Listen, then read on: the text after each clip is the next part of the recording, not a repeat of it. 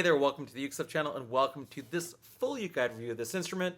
This is the Todo Love Ukulele.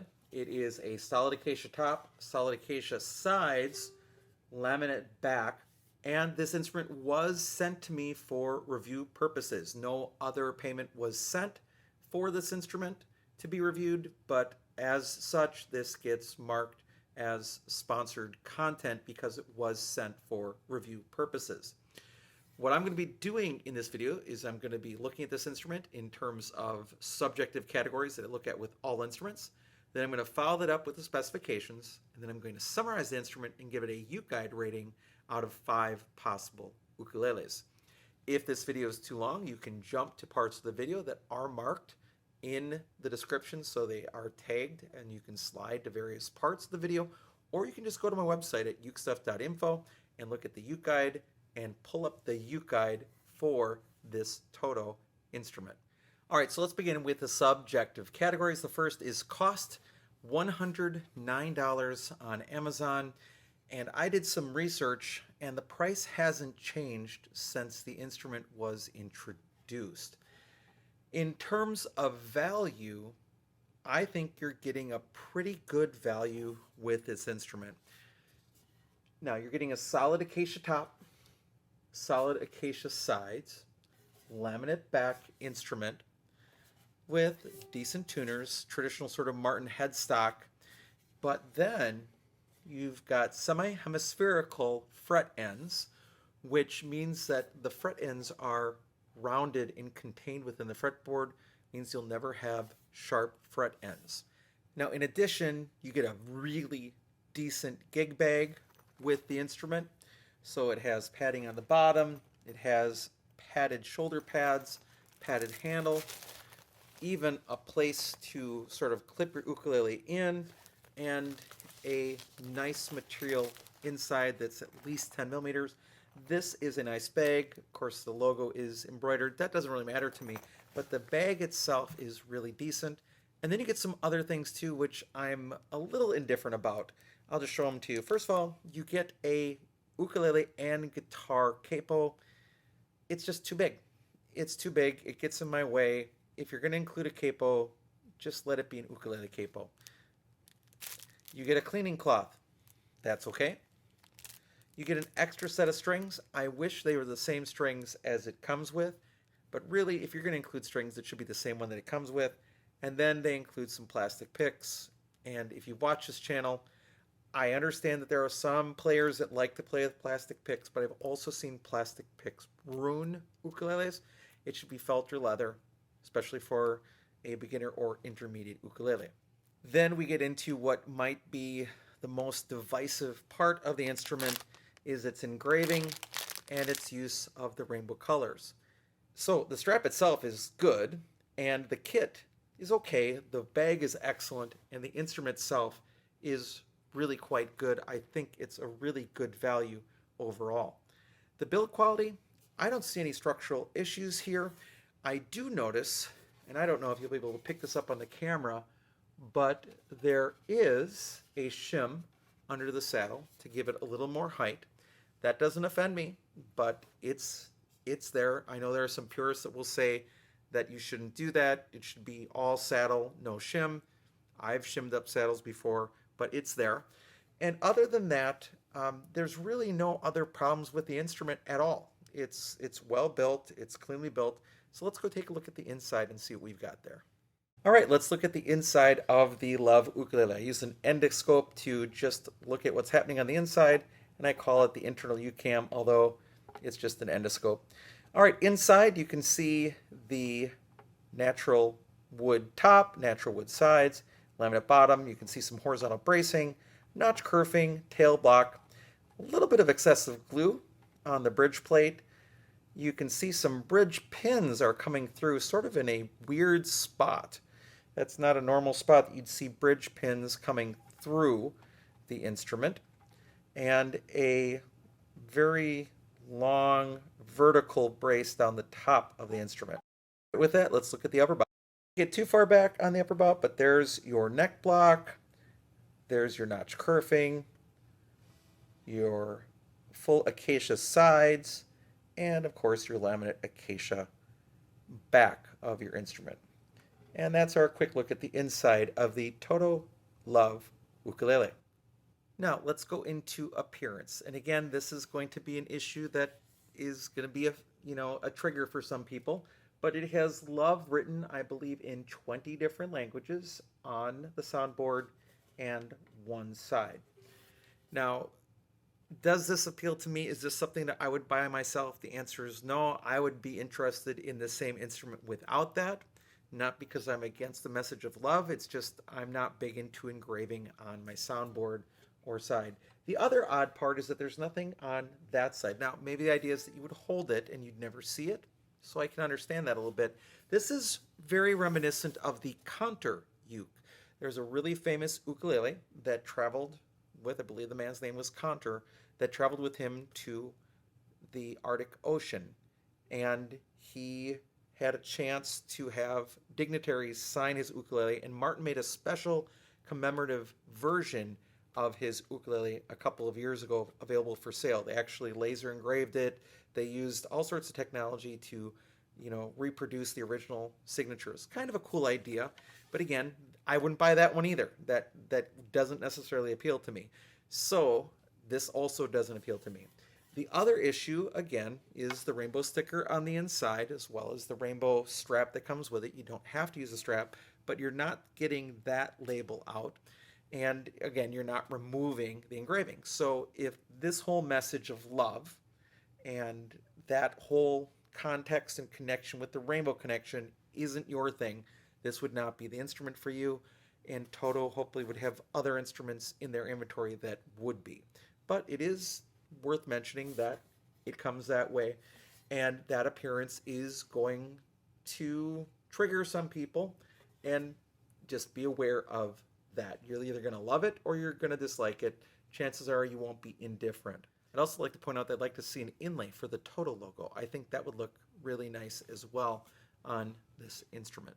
So other than the messages of love on the soundboard and the one side of the instrument, it's a very plain ukulele with some unique engraving. In terms of availability, I think that this is a moving target. I think Toto is bringing more in. At the time of my recording this video, there's no more in stock, but there is a mahogany version in stock, and my guess is that more of these will be available soon. Now, as it comes to playability, overall, it's a 35mm nut with a standard deep C-shaped neck. I would like to see a different profile on the neck. I'm not bothered by a 35mm nut. I know some people with large hands don't like it. Doesn't bother me. But I would like to see a thinner neck. Action is low, towards on the very low end, but there is no buzzing on this particular model. The semi-hemispherical ends are really nice because you are not touching any frets when you play this instrument, and it does have very standard string spacing. So playability is overall pretty good. Could be better, I think, with a thinner neck. Now, in terms of sound quality, it's a really lovely tone. It's a little more mellow, has a little more sustain than your standard laminate. Good balanced sound, though, overall. Good sustain, typical volume, just a little more mellow, with especially with these black nylon strings, and the strings are taking forever to settle and may even be out of tune already after I've tuned for this video. So it's not super loud. It's not quiet, but it's not super loud. And there are some overtones, but they're balanced with the low end. The low end lasts perhaps just a little bit longer than the upper end. So it's maybe a touch towards being dark than bright, but overall it's really a warm, mellow sound, particularly with these strings. Another aspect of my reviews is I let you see what I'm hearing by using the app Tonal Energy Tuner on my iPad, and it lets you see what's happening with the harmonic energy when I play an open chord, in this case the C chord. Here we go.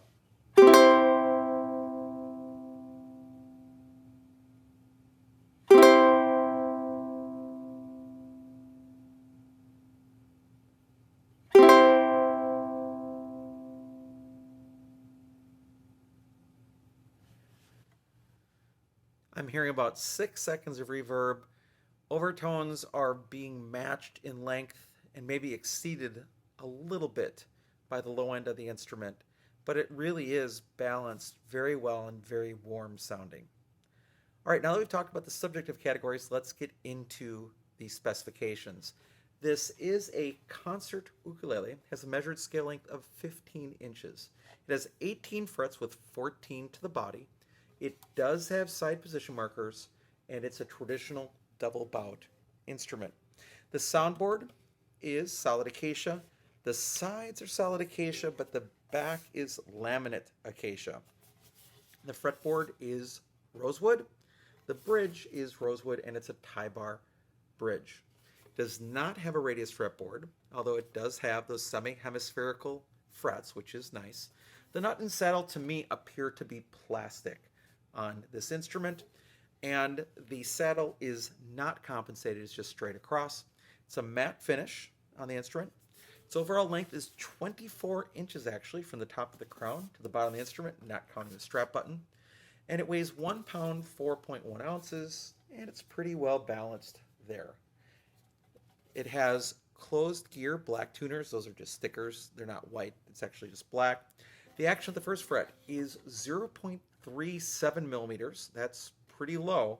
And the action at the 12th fret is 2.61 millimeters.